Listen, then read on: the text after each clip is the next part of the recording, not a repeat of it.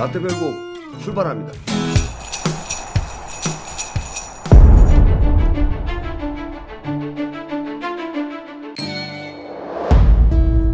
(1976년 2월 17일) 일본 도쿄 니혼대학 특설링. 참편은 유재도, 도전자는 와즈마고이치. 참편과 도전자가 뒤바뀐 두 선수의 재대결이 벌어집니다. 1회전부터 14회전까지 펀치 한번 제대로 날려보지 못하고 방어만 하다가 맥없이 얻어맞기만 하던, 도저히 그 경기를 보던 제 눈을 의심할 정도로 맥 빠진 경기를 이어오던 리제드 선수. 마지막 15회 1분 35초 와즈마의 스트레이트를 맞고 무릎을 꿇은 뒤 다시 일어섰지만 10까지의 카운트를 흘려보내고 KO 패. 자, 그 당시 저는 있을 수 없는 일이 벌어진 것 같은 참담한 장면을 봤던 기억이 아직도 생생합니다. 운동 경기가 승자가 있으면 패자가 있게 마련이라고들 하지만, 당시 유재두 선수의 패배는 제 입장에선 절대 이런 차원으로 볼 일이 아니었었던, 그러나 어쩌겠습니까? 결과는 냉혹한 현실인 것을.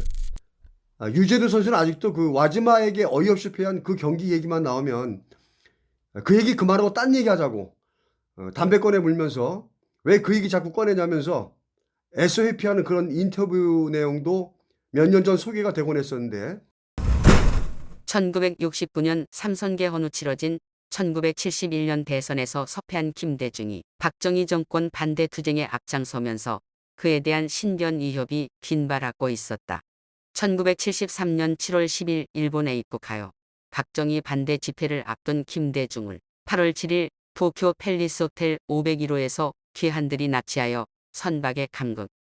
바다에 수장하려다가 일본 해상자위대에 쫓기자 김대중 자택 뒷골목에 풀어주었다.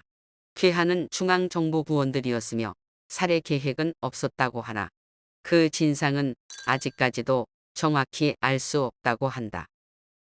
자, 그러면서 그런 어이없는 패배에 관해서 유재두 선수는 당시 박정희 군사정권 하에서의 이런저런 정치적인 이유로 당시 유재두 선수는 중앙정보부의 감시 대상이었다고 합니다.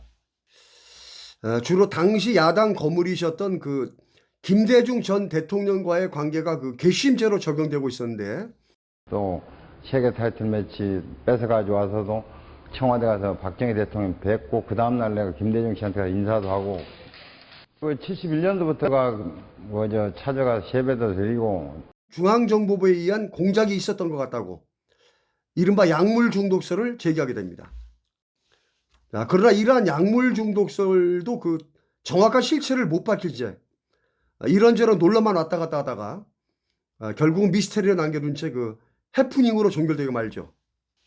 자, 그리고 그 이후 유재두 선수는 자존심 회복 차원에서라도 다시 세계 챔피언이 되어야 되겠다는 그 일념으로 계속 운동에 전념하면서 그 기회를 노리게 되는데, 그러나 옵션으로 약속받았던 세계 챔피언 도전권도 다른 선수에게 넘어가고, 자, 그래서 결국에는 포기하는 심정으로 원래 오랫동안 가지고 있었던 동양 챔피언 타이틀만 가지고 흥행성 시합만 몇 차례 치른 후 은퇴를 하게 되면서, 그러면서 그냥 한국 복싱의 역사적 인물로 남겨지게 됩니다.